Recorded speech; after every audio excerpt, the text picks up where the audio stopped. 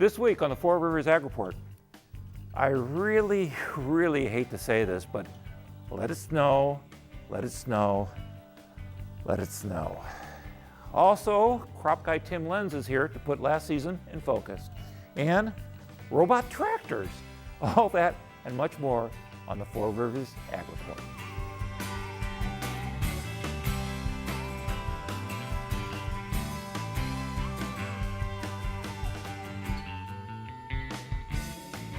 Welcome to the Four Rivers Ag Report. I'm Fred Peralta.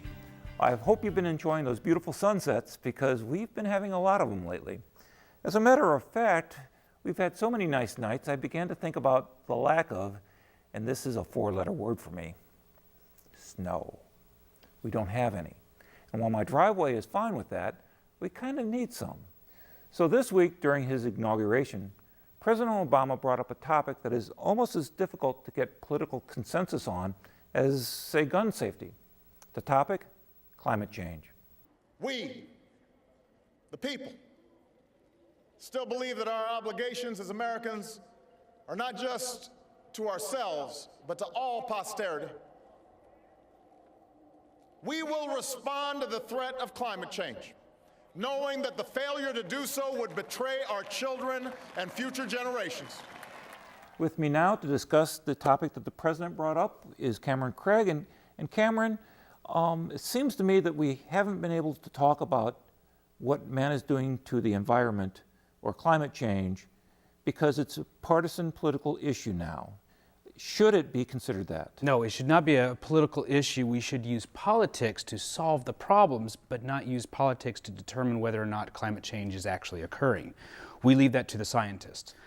And essentially, whenever I give a presentation to a group, I don't even think politics. I think as a climatologist, here's the data, here's the evidence that we have all observed over time, and so the answer is right there in front of our face.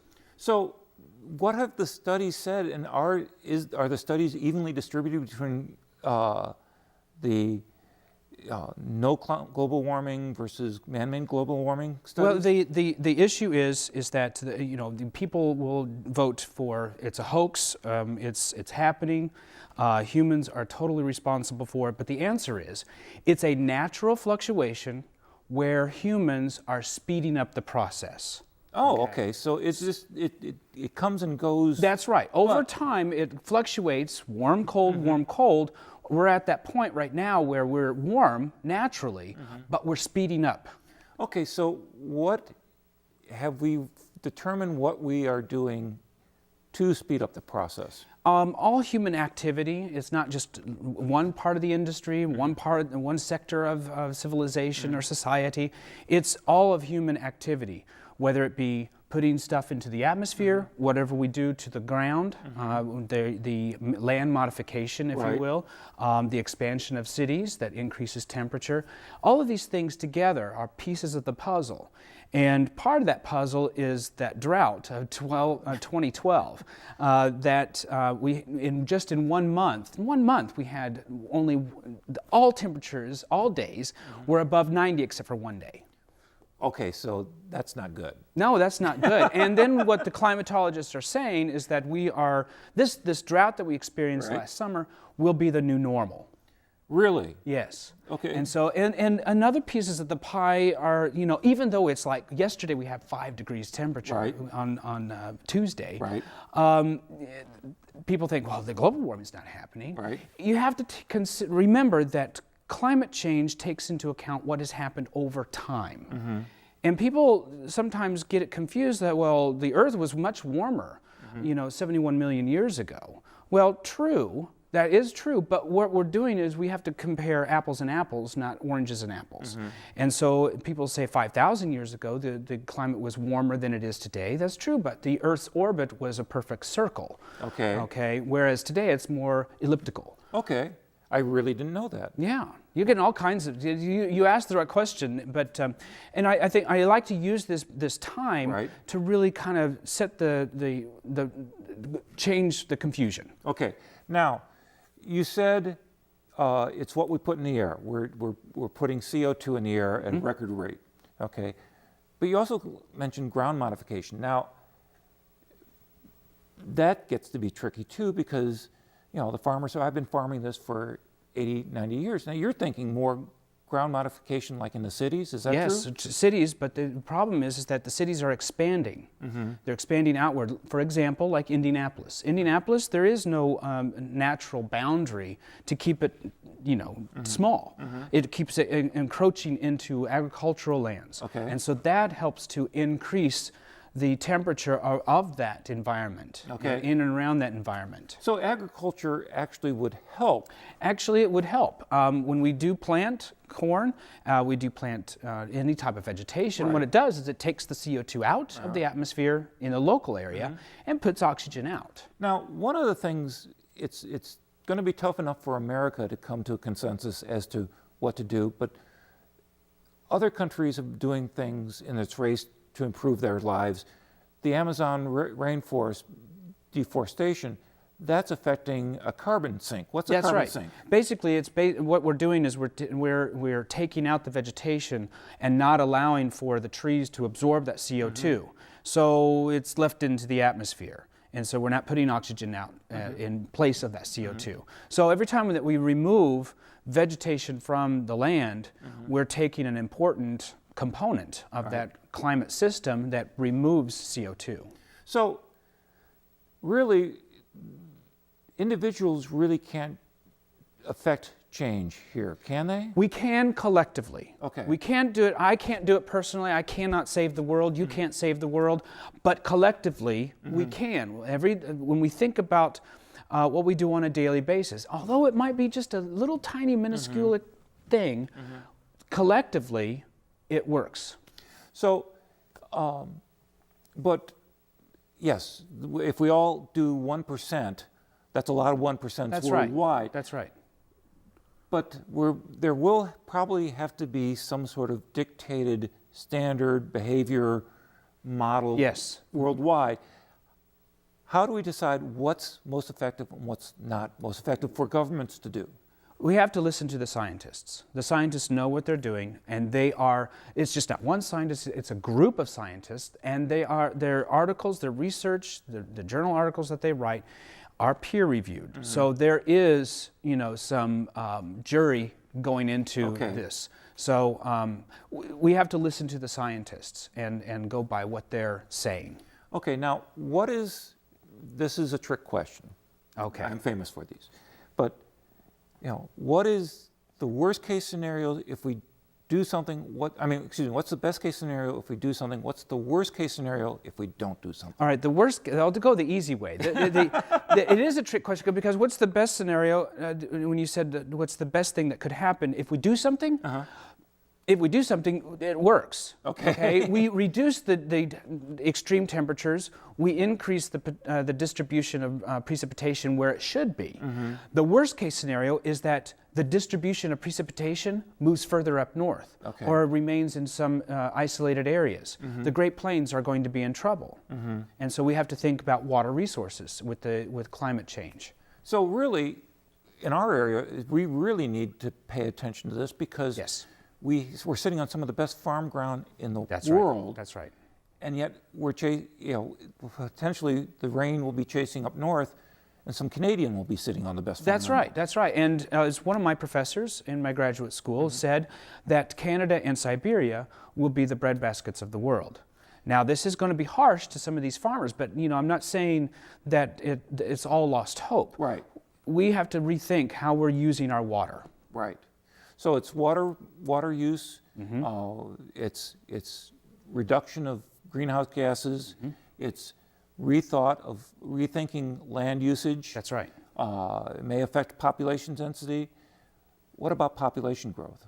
Population growth with climate change on the extreme end of this, if it's going to get hotter, lack of water is going to cause wars. We will no longer be fighting wars over oil. We will fight wars over water resources or land resources, and so population will then come down. We've already seen it locally with the Mississippi River and Missouri River issue. Well, Cameron, there's a lot to chew on. I would like everybody to back away from the political tables on this. That's right. And start talking, start looking at the research Yes. and start trying to figure out how we can make this better for my grandkids, our grandkids, my that's right. granddaughter. So That's Cameron, right. thank you very much. Thank you.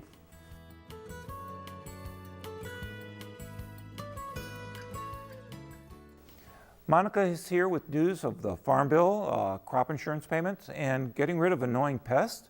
Monica? Thanks, Fred. I'm Monica Becker. Secretary of Agriculture Tom Vilsack isn't letting up the pressure on Congress to get going on a farm bill. Last week, he spoke to the American Farm Bureau's annual meeting and said that the failure to pass the farm bill was a missed opportunity. We recognize that this was a chance for us to reform the system in a way that was defensible and understandable to the wide variety of people living in this country, and that we didn't risk what we now face, which is the possibility that we will be dealing with a baseline that was different and less than what we would have had in 2012. Vilsack said that there are several things that should be addressed by a farm bill. That five-year bill must start with the commitment that we all agree is necessary, which is that we have a strong safety net built on a strong and viable crop insurance program, a safety net that is defensible and understandable, and one that provides the help and assistance not just to crop producers but also livestock and dairy producers. We don't need as many conservation programs, but we surely need within those conservation programs enough flexibility to be able to tailor it to a specific watershed or a specific operation. A new farm bill, according to the secretary, should continue to support agricultural innovation. But to do it, we need a commitment to research. It means additional dollars, and it means structures and systems that will allow us to more effectively leverage those research dollars. There was an accident on the Mississippi River near Granite City that has closed the river to commercial traffic. The accident happened when a barge collided with a gate at Lock 27, which happens to be the busiest lock on the river. There is no immediate estimate as to when the river will open. Pork producers may not be going wee all the way home soon, as there may be an improvement in the cost of production. Purdue agricultural economist Chris Hurt says that feed prices may have hit their peak last summer. Hurt says that those high feed prices increased hog production costs more than $10 per hundredweight. With costs dropping this winter, Hurt estimates that the cost dropped about $4 per hundredweight. If 2013 is a normal crop year, the costs are estimated to moderate. In addition to lower costs, Hurt reports that reduced beef supplies and strong pork exporting should drive hog prices higher. But that all depends on a normal crop year and farmers planting a normal crop. Will they? The USDA is reporting that despite the high price of corn, many farmers in Illinois and Iowa are reporting that they plan to shift some fields that had been corn for the last several years back to soybeans this year. These farmers are concerned over yield loss from growing corn on corn, and they want to avoid the significant losses that might happen if dry conditions persist. Illinois could see up to 1 million acres that had been exclusively corn shifted to beans this year alone, down from 12.8 million corn acres last year. Bloomberg is reporting that consumption of high fructose corn syrup is decreasing to the lowest level since 1999 as consumers drink less and less soda. The sweetener is used in products from soft drinks to ketchup and in things you'd never imagine, and has been linked to obesity and other health concerns. Consumption of soft drinks peaked in 1998 at 54 gallons per person per year and is now down 21% at 42.6 gallons. Does this affect you? About 4.5% of the annual U.S. corn crop, or 485 billion bushels, will be used to make the sweetener this year. Now that's an earful. But what about your wallet? The Agricultural Department announced this week that corn farmers are getting most of the U.S. crop insurance payments this year. 63% of the record $12 billion has been paid so far. The drought, of course, was the reason, and at its height, the drought covered almost 2/3 of the continental U.S. As you might suspect, Iowa and Illinois were the leading states for those payments, with Illinois farmers receiving $1.8 billion in insurance payments. And while Fred and Cameron talked about the CO2 in the atmosphere causing problems, we might have a good use for some of that gas. Getting rid of the Asian carp. A University of Illinois researcher believes that adding carbon dioxide into the water is a quick and effective way of repelling fish from an area. Using this method, in addition to the electric fence system, could be a way of corralling the fish into a trap where they can be removed from Illinois rivers. If this system works, we might finally be able to control a horrible invasive pest. Now, if only carbon dioxide would work on other pests. That's it for this week. I'm Monica Becker. Thanks for watching.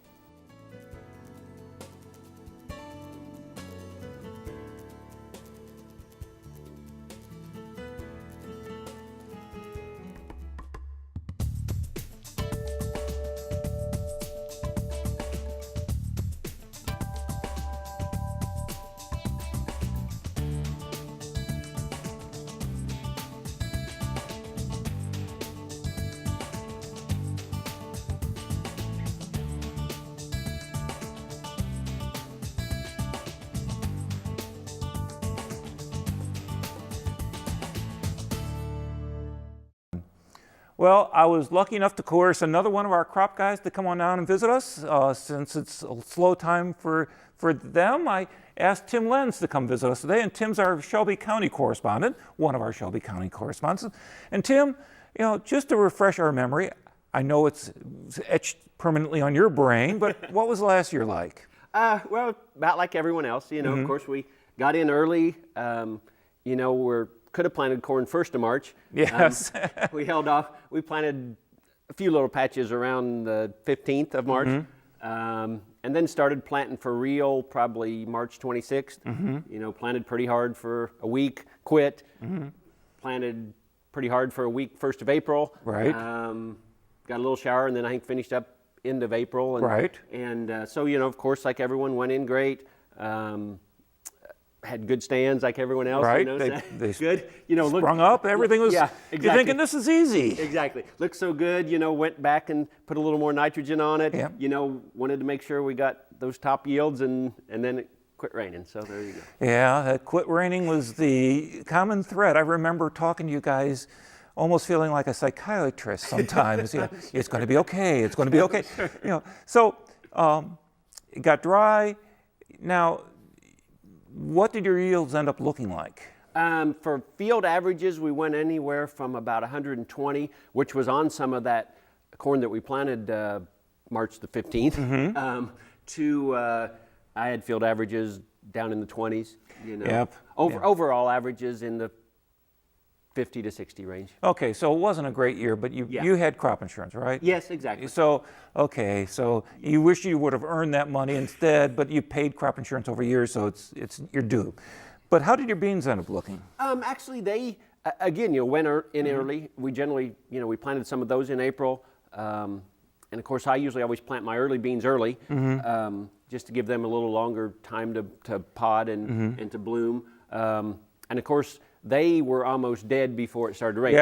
Yeah. We were wondering if they were going to do anything. So the very earliest beans I planted, an early variety and early planted, were in the 30s. And then it just gradually got better to where, last bean planted, longest variety planted last was getting, real close to 60. Right. So we ended up averaging probably in the 40s, upper 40s. Not a great year, but not the crash that we were expecting, that we were fearing early. So, deep breath cleansing time. Now, what are you thinking about this year? Well, we're always, optimistic. You can't farm and not be, right? Exactly. But, as I keep thinking, just because you had a bad year doesn't mean you're automatically going to have a good year. Exactly. Your percentages would work out that's true. So you still just, go for and we'll put on things and do things for the optimal yields and hope that turns out. Now, talking earlier, I asked if you were going to totally rotate or if you're going to go some corn on corn. And you said you're going to go some corn on some fields. You're taking a little bit of a gamble, aren't you? Maybe a little bit. I haven't taken it yet. I haven't applied anything that would keep me from going to beans. I haven't spent any extra money. I haven't, put any chemicals on that would not let me go to beans. So I'm kind of waiting, especially here, see what the spring price is for corn and beans, and because probably as you've heard, corn on corn has In adverse conditions, Right. it's going to be the first to take it. Exactly, exactly. So, you know, in perfect conditions, you won't get a yield penalty, much of a yield penalty. So, but if the market, as of now, the ratio between corn and bean prices favors corn, so you would probably plant more corn. So you're going to you're rolling the dice. You're going to go for it. Now, have you done any extra field work? I know it's so dry that have you been tiling or anything like Well, that? we have actually. Yeah, you know, last year we pattern tiled 80 acres. This year we pattern tiled a 40 and a 20, so about 60 acres. So you're hoping that we get a nice consistent rain and you don't flood out those sections, right? Yeah, exactly. And even in, I mean, I remember my grandpa saying back in '54, the only place they had corn was over the tiles. So, you know, generally it's just because the roots go deeper to start with. And Not as much compaction, a lot exactly. of... And it's warmer. So yeah, this is a little aside too.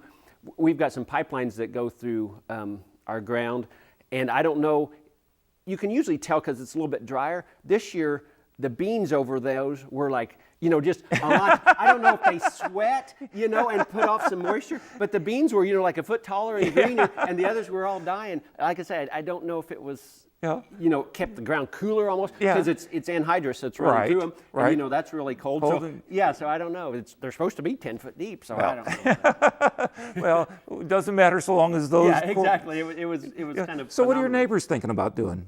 I think pretty much the same. You know, there is not too many people plant wheat in our area. I did some. That will lead a little bit different too. You know, normally wheat goes on bean stubble. Right. This year, since the corn was nothing or we got it out earlier, most of the wheat went on corn stubble. Right. You know, so that does leave more of the bean stubble to go to corn this year. Right. You know, so there is, and less of the corn stubble to go to bean. So that will probably help the corn acres a little, you know, a small percentage. Right. They do that, you know, Kentucky, Southern Illinois, that's how they've always done it, because they get the corn off early. But that kind of moved up this year. So that'll affect the Aren't you a little population bit far north for wheat? No, you know, 70 and south. Okay. I'm 20 miles south, north of 70. Okay, so you you know, within spitting distance. Yeah, Okay. exactly. Well, Tim, we're looking forward to talking to you again this year. The crop guys return after they start planting, so you know, March, April. Yes. Hopefully not May. Yeah. So anyway, we'll be talking to Tim this year. But thanks for coming in. Sure. Thank you, Fred.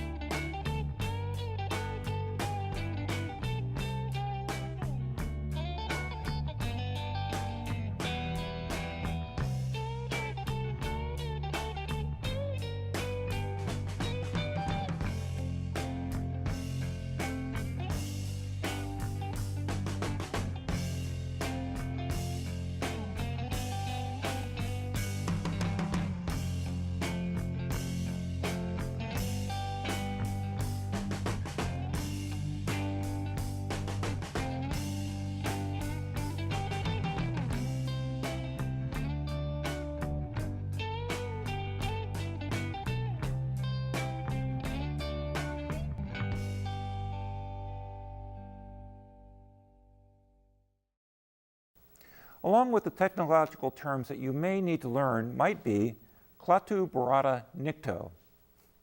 Look it up, kids. With fewer farmers dealing with more and more land, farming automation has become even more important. In short, the robots are coming. Recently, Kinsey released footage of their robotic harvest assistance system.